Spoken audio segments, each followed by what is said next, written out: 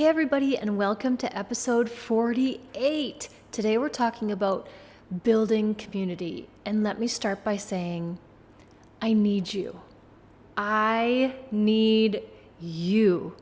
I have been traveling by myself doing the digital nomad thing, and I have learned so much about myself. I don't even know where to begin, but I get these nuggets and I'm like, I have to share this with my ladies because it's so good. So let me start by saying that I am in absolute awe in regards to the amazing people that I have met on my journey so far.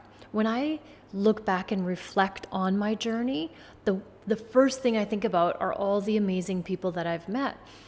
And they're so amazing because they're usually other solo travelers. And usually when somebody is a solo traveler, there's a reason why they're doing it. They have a purpose, they're trying to find themselves, they're on a mission, they're looking for something, they're trying to run away from something. Like, there's so many reasons, but they always have the best stories. And I'm just mesmerized by these people. So me, as a student of human behavior, like just how people are, I'm always curious about what makes people do what they do.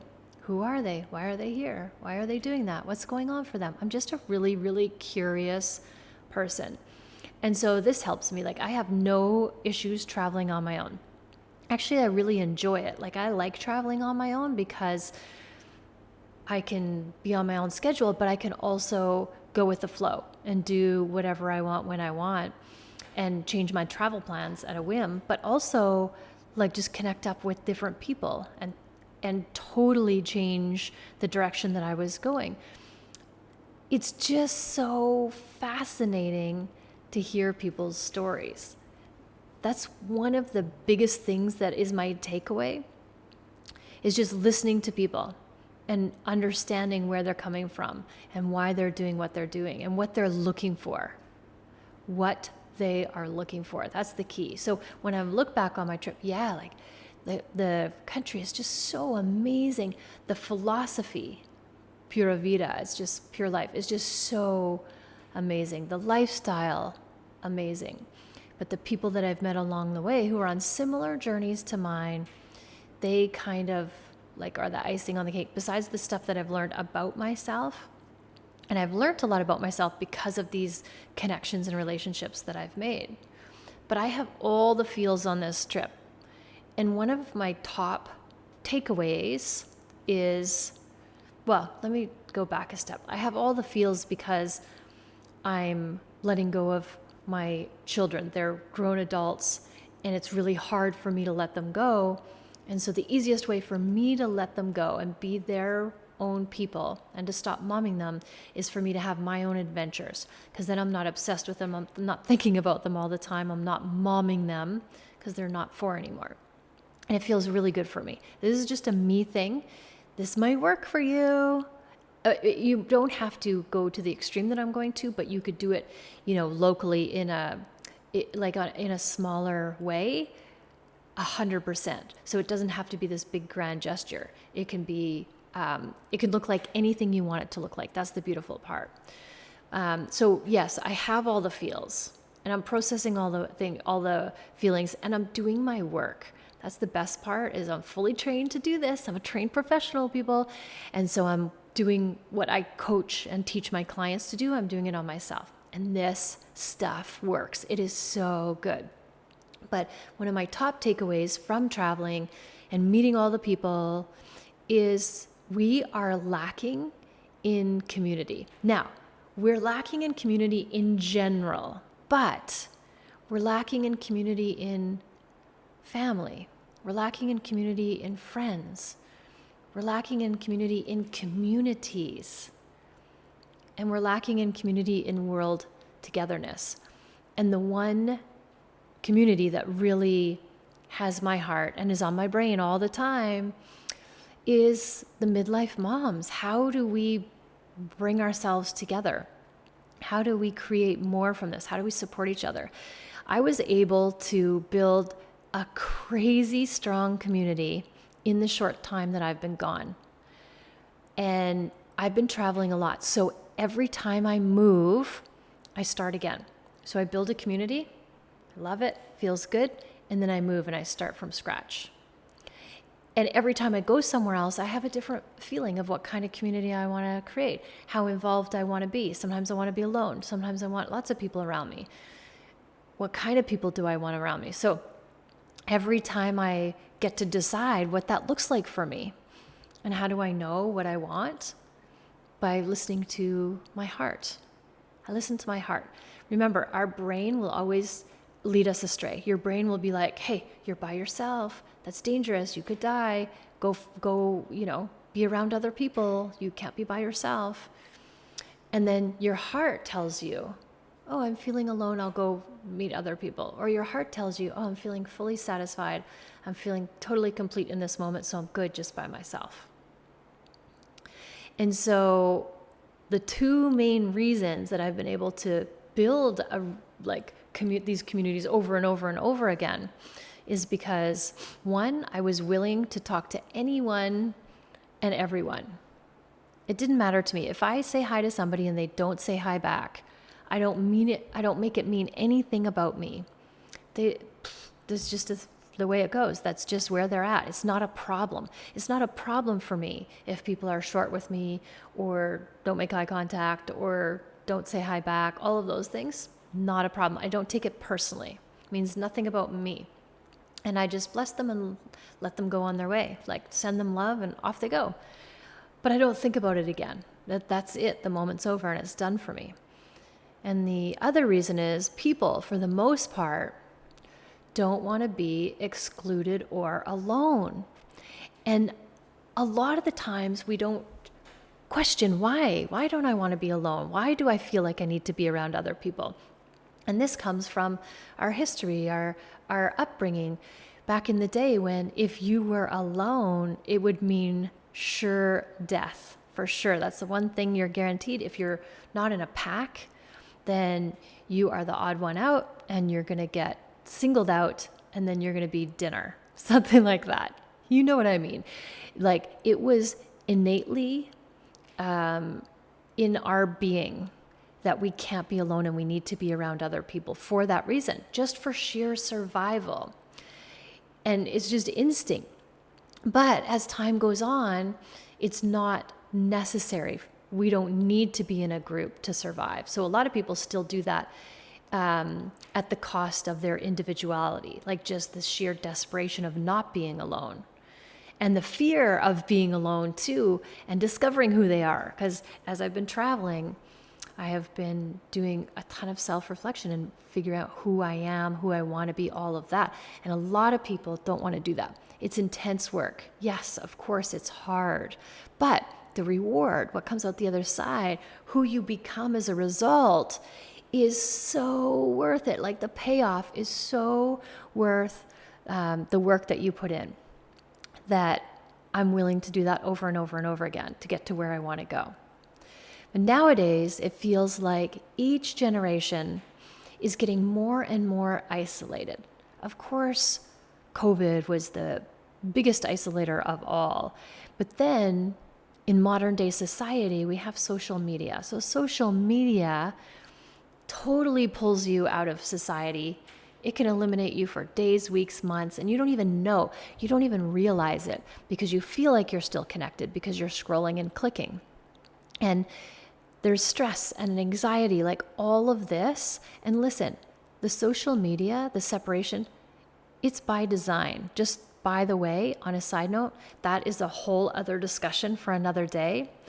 But it's designed to isolate you and separate you and take you away from community, breaking all of that connection down. So I built this community, and it was amazing that, like, the people that I called to me, like, whatever energy you put out is the energy you receive back. So like attracts like. So if I have this energy of, And at the beginning of my trip, I had this energy. I'm not going to lie. Oh my God, I'm by myself. I don't want to be by myself. And that's like desperation, right? Fear. That's horrible. That's stinky energy. And so I would attract that type of energy back. So I would find other people that are also afraid to be alone and feeling desperate and scared. But if I come from a place of power and connection and curiosity, then I give it a different energy. And I also attract a different energy. So I would attract different people. So the more effort I put into working on myself, the stronger my energy became when I was creating these communities, and the more powerful and connected the communities were. So every time I moved to another town, I got better and better at building a better community. And everybody in this community or these communities was seeking connection, but a lot of the time too afraid to ask for it or create it themselves. That's why it was easy to create, because as soon as I connected with somebody, hey, how you doing? They just would glom onto me like, I'm great, how are you? Like they were just waiting for somebody to say hi to them. They were relieved. At the beginning, it was like relieved because they were wanting to create the community out of desperation. And then after, it was like I just attracted such powerful people who had amazing stories. But it was me initiating the conversation. They were open for it, but they weren't feeling comfortable to create that themselves, like to be the initiator, to be the person who says hi or asks a question or makes eye contact. So how does this relate to you as a midlife mom going through it? Well, because our kids dump us. They break up with us. They become their own humans. And we start again. We basically start again because that's been our identity for 20 years, 16 years, whatever that is. And now we're identifying as a mom, someone who, takes care of other people. And now we feel lost again. Like that was my community. My family was my community. I did everything for them. They were my life. They were my existence. Now what? They're gone. Now what do I do? And it comes back to that connection. Connection is everything. And that's why I'm so passionate about growing my Mastering Midlife Mom community. Because not only are you feeling this way, not only have you been dumped by your kids, not only do you not know what your purpose is, but all the other midlife moms out there are in the same boat. The only thing is, we just don't want to admit it, or we don't know how to talk about it, or we don't know how to say it. So it's about building the community of women going through the same thing, that have the same thoughts and feelings, and creating that powerful community. Because yes, it's hard and it's intense to be a midlife mom and to go through the letting go. And it's an emotional marathon for sure. But it's definitely easy going on this marathon, running this marathon, when you're not alone. Like, have you ever done a race, a marathon, half marathon, even a 5K if it's a long run for you? I remember doing a half Ironman, and we had our names on our tags. And God, that's a long race. Like, we're talking long race, like 6.5 hours or something silly like that. And I remember doing the running part, and I got to this one place, and people were cheering me on by name because my name was on my tag. And just that alone, like, they were cheering for me. I was in a group. I felt seen. It was like, it boosted my energy and helped me to finish that race. I am not kidding. Just the fact that they were cheering me on and knew my name, I had that connection, that community, and that helped me to totally and completely achieve my goal. But it's easier knowing that you're not alone. Everything is easier knowing that somebody can relate, that somebody else out there gets you, even if it's just one person. So if you're experiencing sadness, loneliness, confusion, fear as you go through this midlife thing, you are not alone. That's the key. You're not alone. Nothing's gone wrong. This is part of the process.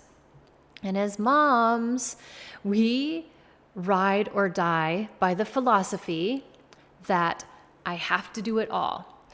And don't even think about asking for help, because if I ask for help, that means that I am a failure as a mom. And nobody wants to be a failure as a mom, right? That's our ride or die philosophy. That's also, my friends, what creates the invisible workload. And that's, again, a whole other podcast.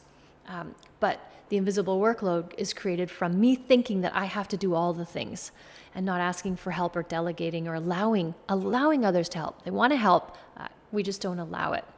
So as moms, we're familiar with this, right? We're familiar with the, I have to do everything.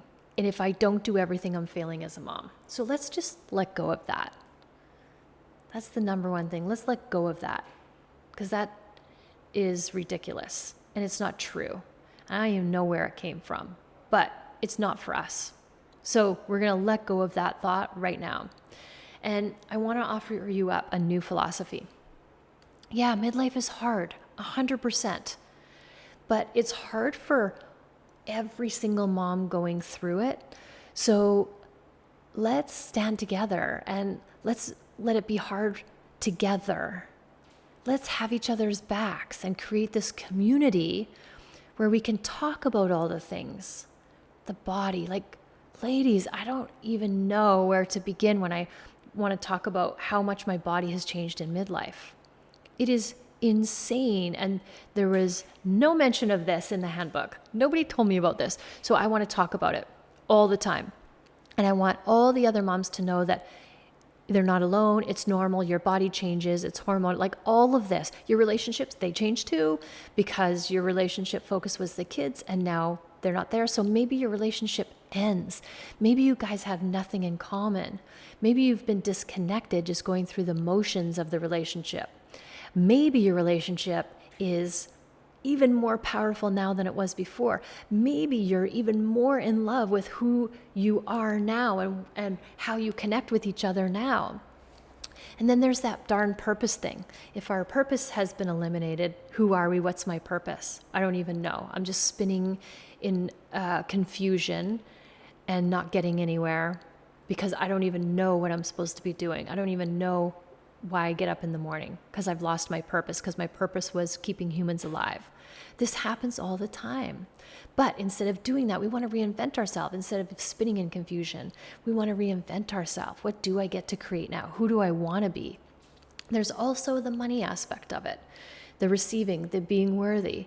Then there's the job thing. Maybe you had a job where you took it because it was really convenient so that you could pick up your kids after school, and you hated your job, but it paid for your groceries, right? Like all of the things. And now your kids don't live at home, and so your groceries are a quarter of the bill, right?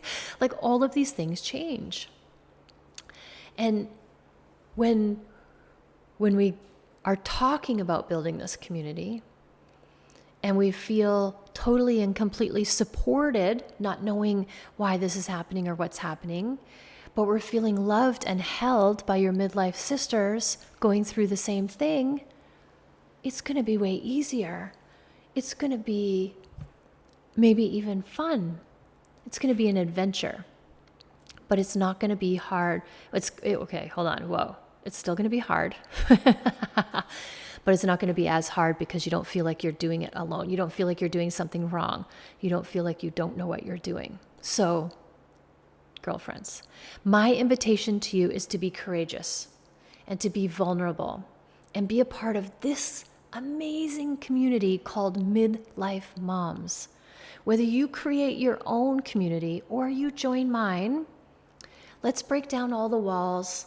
Let's crush all the old paradigms and social constructs and create the most powerful community possible. A community of midlife women holding space for each other so we can be heard and seen and connected. There is nothing more powerful than a mother's love. And when we focus that on ourselves or each other, there is nothing that we can't do. Us coming together like this is the creation of a whole new, powerful action, creation, I don't even know the word. Like, it's just so powerful what we could do if we connected with each other and supported with each other, lifted each other up, held each other.